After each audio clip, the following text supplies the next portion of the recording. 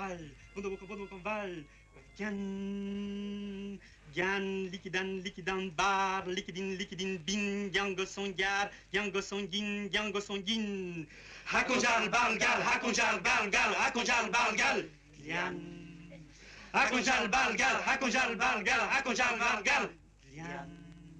Now, I wish you'd explain to us, if you would, please, about these new sounds. You've found some quite new letters, as you'd call these sounds, haven't you? That's right, yes. Such as, for example, like, letters. You have oh,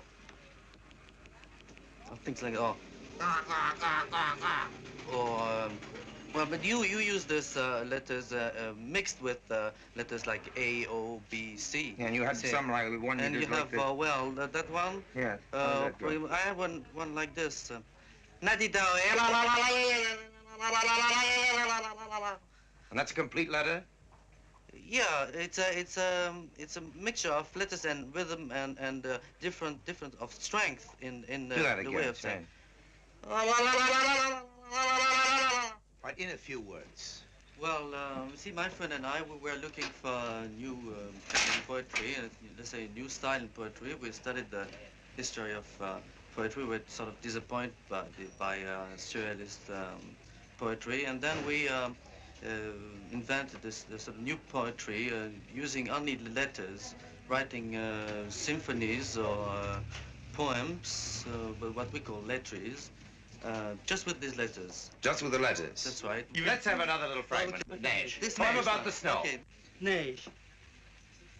Knei, trnakapata, hey, tragahate, gochlach, lachan. Quelque so bini mini va, con quelqu'un, magabamba, tagati gusta, fanvojorian, kublakan.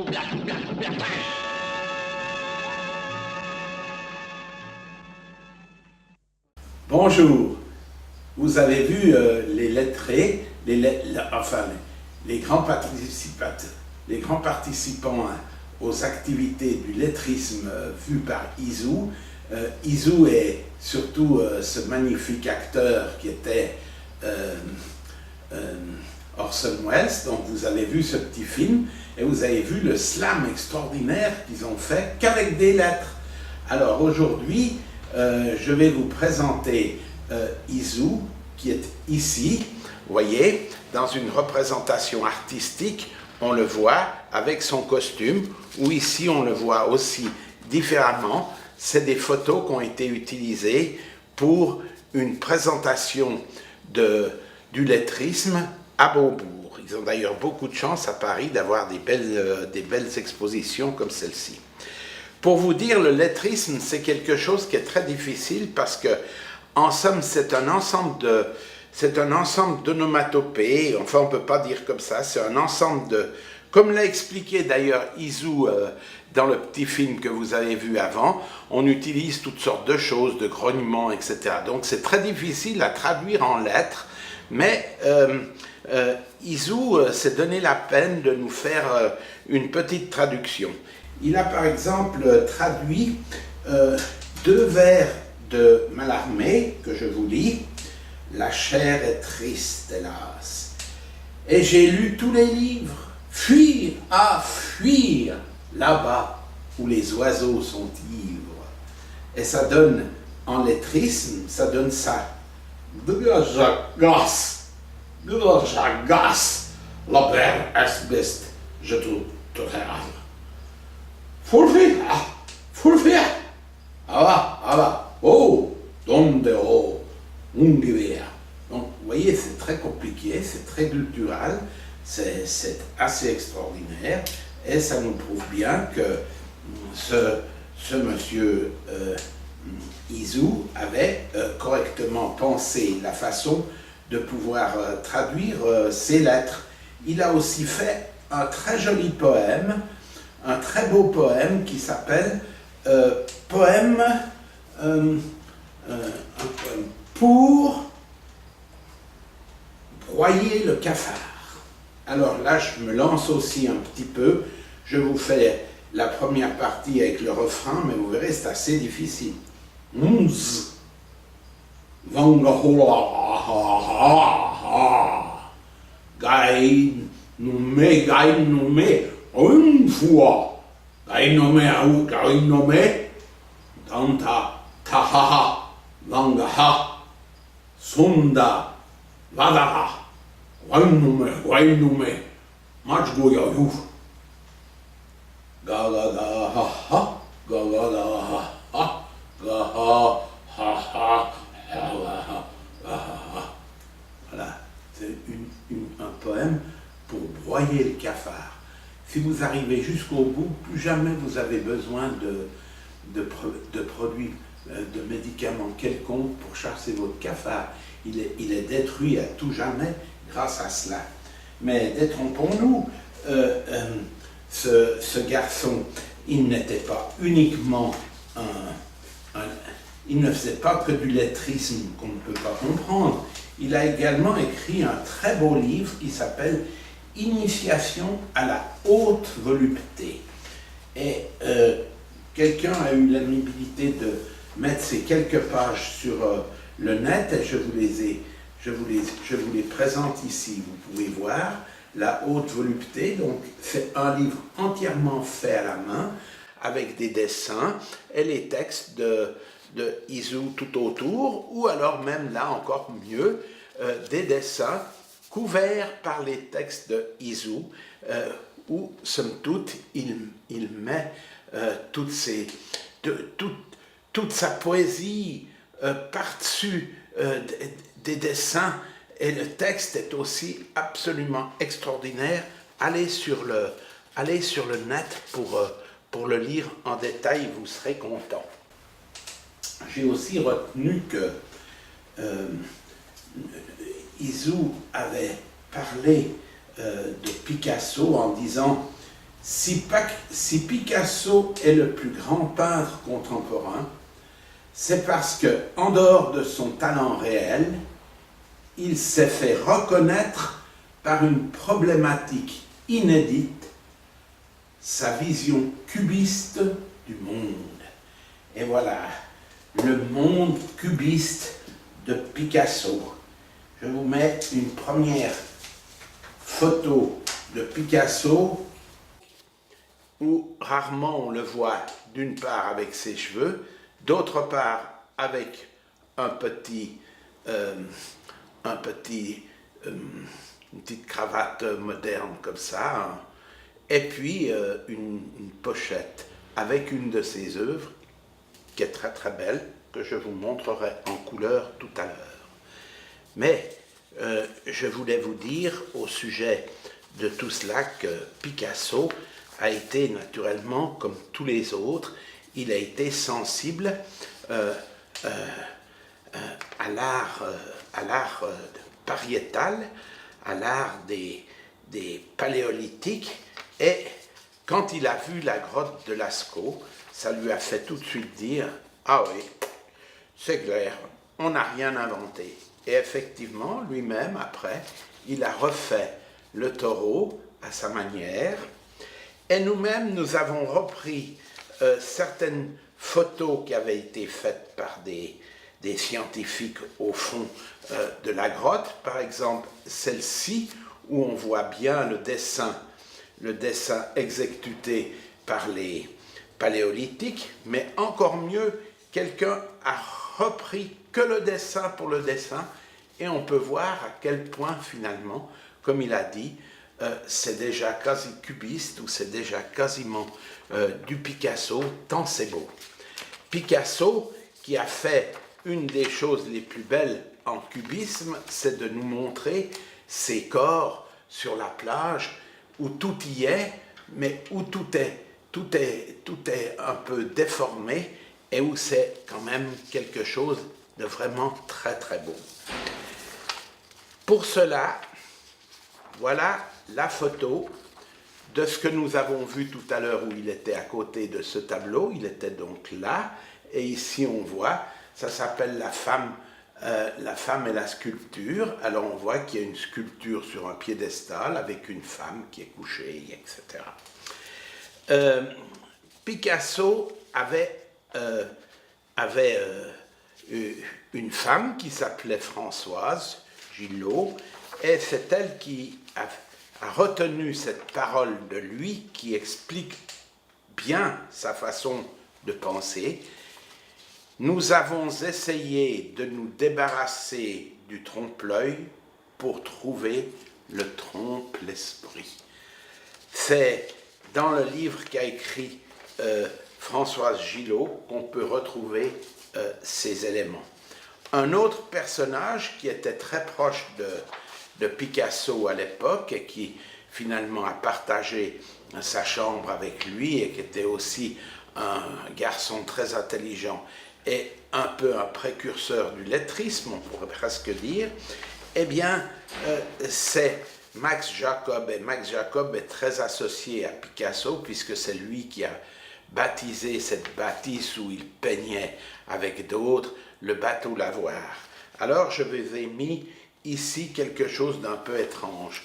Nous avons une photo prise par Cocteau avec Modigliani et le Max Jacob sur un banc avec d'autres comparses, photographié par Cocteau, qui est en train de lire un de ses poèmes.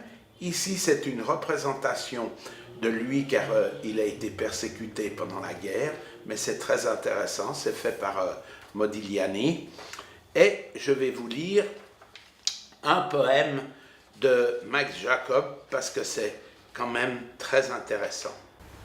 Souris émourique, rat blanc, souris noire, venu dans l'armoire pour apprendre à l'araignée à tisser sur le métier un grand drap de toile. Expédiez-le à Paris, à Quimper, à Nantes, c'est de bonne vente, mettez les sous de côté, vous achèterez un pré, des pommiers pour la saison, et 3 belles vaches, un bœuf pour faire étalon. Chantez les rainettes, car voici la nuit qui vient. La nuit, on entend bien crapauds et grenouilles. Écoutez mon merle et ma pie qui parlent. Écoutez toute la journée, vous apprendrez à chanter. Quand même beau, non? Et alors, pour vous montrer que finalement Picasso ne faisait pas les choses n'importe comment, je vous ai mis ici un tableau de lui qui s'appelle Le rêve. Donc cette femme est endormie, elle est censée rêver. Donc vous la voyez ici, elle a son visage, ici on voit son sein et elle a ses mains sur son bas-ventre. Et ici vous avez la personne qui, avec 153 millions de dollars, a pu obtenir ce tableau et le garder chez lui.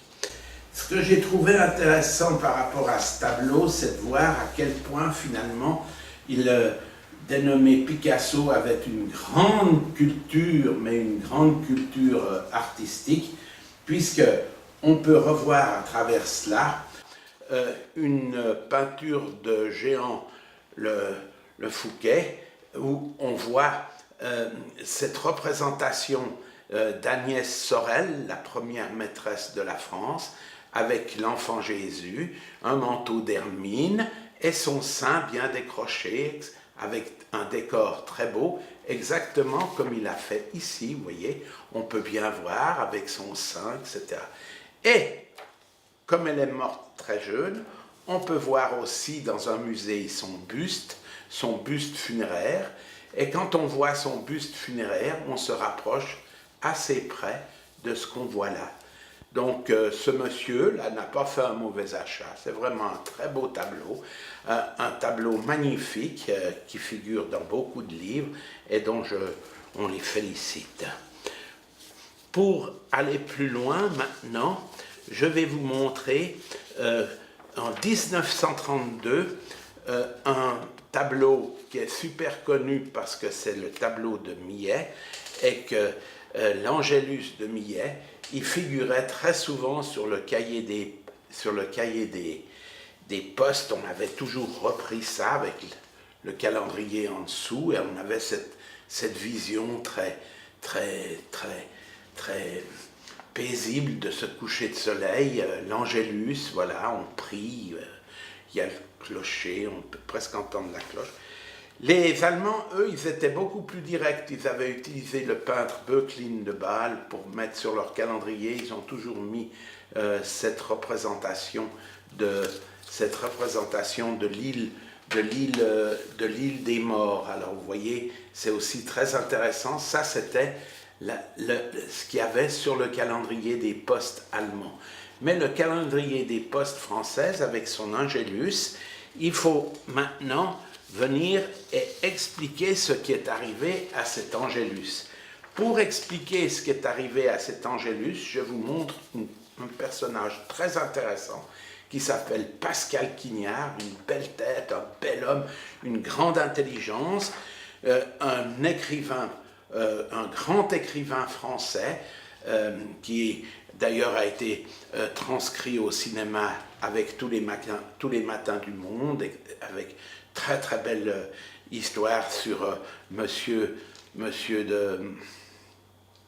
sur le musicien de viol, vraiment quelque chose de magnifique. Mais pour en revenir à l'Angélus de Millet, il faut dire que, comme le dit d'ailleurs monsieur Pascal Quignard, la définition de l'art moderne a été donnée par Pierre Quillard. Ce monsieur Pierre Quillard, tout à fait étonnant, en août, le 11 août 1932, il a fait irruption dans le musée du Louvre et il s'est jeté sur l'Angélus de Millet et à coups de couteau, il a lacéré la toile. Alors, il a donné des coups de couteau ici, sur le pantalon du paysan, sur le bras de la paysanne, et il a quasiment détruit tout le ciel. Quand il a été arrêté par les gardiens et qu'on a amené au poste de police, il s'est écrié « Au moins, on parlera de moi ». Et la mise en avant de soi, le refus de tout ce qui fut du « cela fut », telle est la triple thèse de l'art moderne. L'allergie à la dépendance, le discrédit de l'intériorité, l'élimination du jadis, telles sont les thèses du progrès. Il blesse le paysan au pantalon, il blesse la femme penchée au bras, le ciel fut irrécupérable. Voilà ce que nous dit notre ami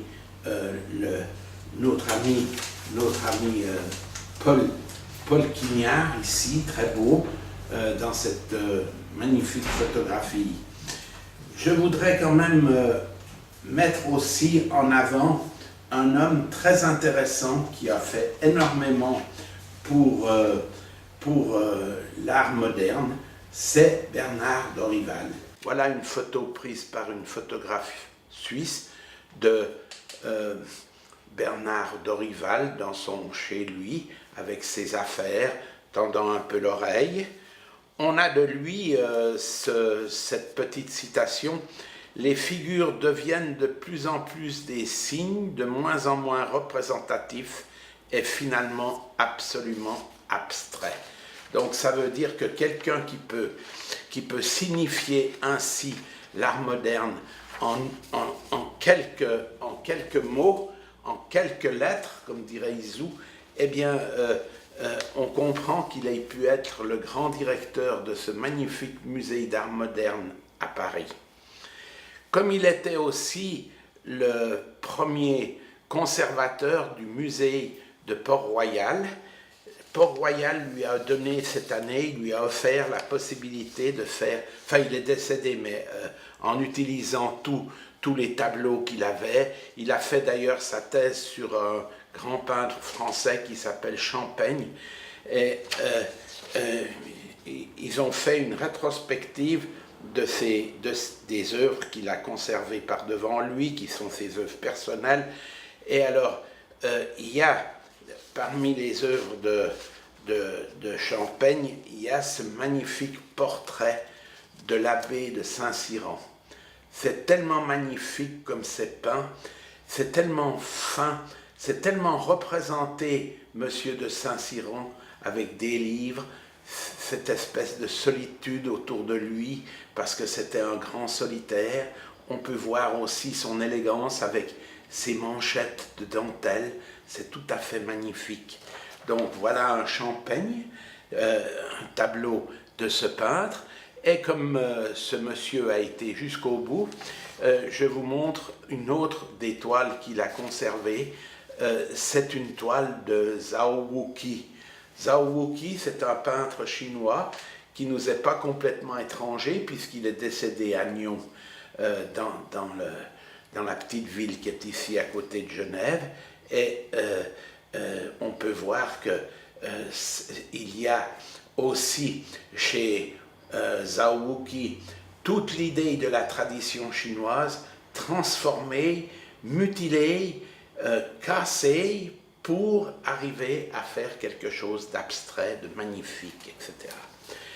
Aujourd'hui, vous voyez, c'est même terrible, parce qu'aujourd'hui, il n'y a plus de monsieur Guyard pour aller faire une attaque sur un tableau au Louvre, où ils sont bien mieux protégés. Maintenant, finalement, les attaques, elles sont faites par les villes elles-mêmes.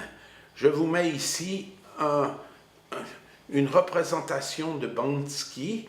Vous voyez cette magnifique œuvre qui est peinte sur un mur dans une petite ville d'Angleterre, enfin peut-être pas petite, mais dans une ville d'Angleterre qui s'appelle Clapton.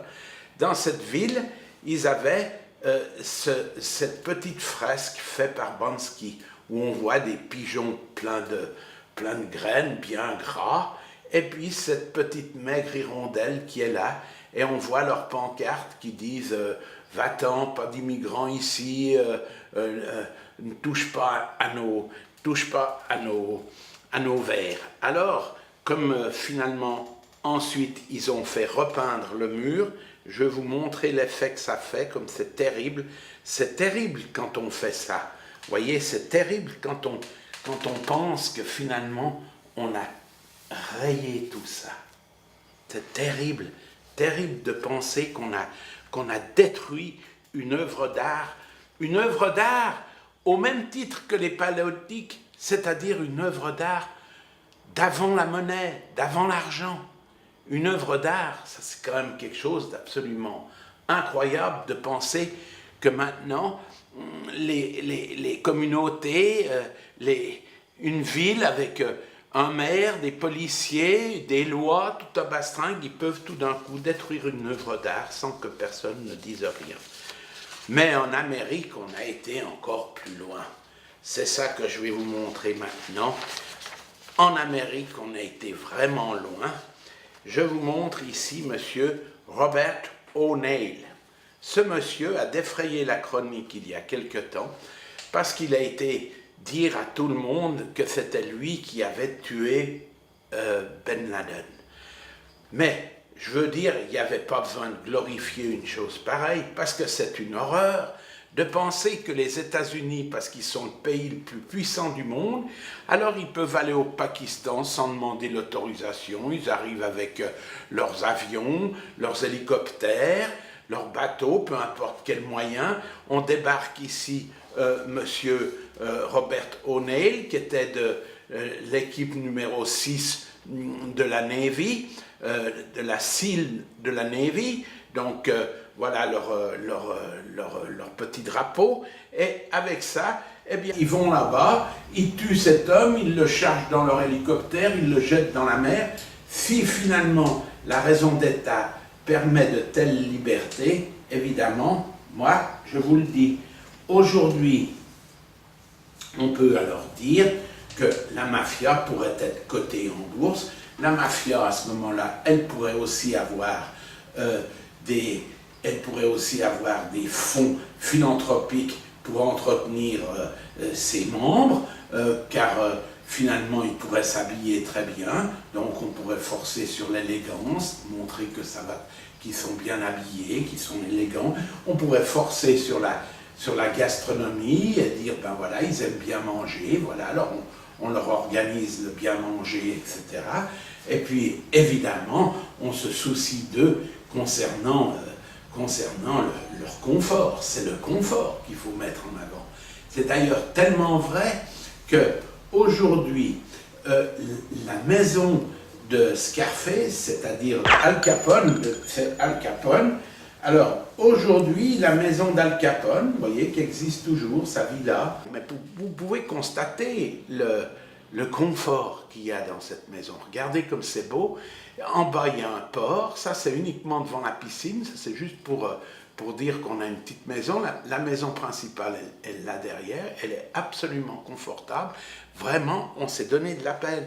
Mais comme c'est encore plus fort en Amérique, comme on arrive encore à aller au-delà de la réalité, on a même la maison qui a été utilisée pour Don Corleone dans le film de Ford Coppola. Alors voilà, elle est aussi à vendre, n'est-ce pas? Tout est à vendre maintenant, c'est tout comme ça en fait, mais on peut voir qu'ils avaient aussi bien compris, Ford Coppola aussi bien compris le message, la mafia elle a le droit d'avoir du confort, ces mafieux sont dans le confort, ils sont bien, voilà, puisque finalement la raison d'État permet toutes sortes de choses, pourquoi on ne permettrait pas à ces gens d'aller jusque-là?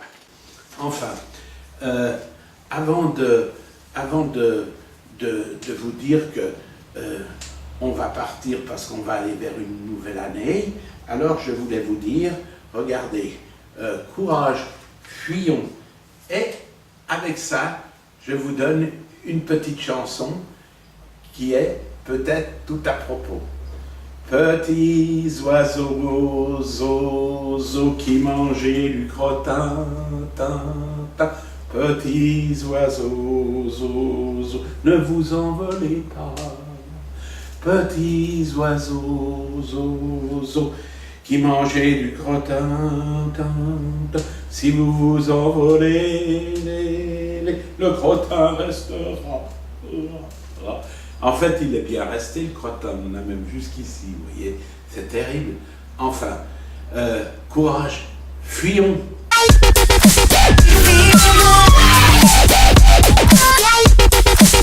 You ready?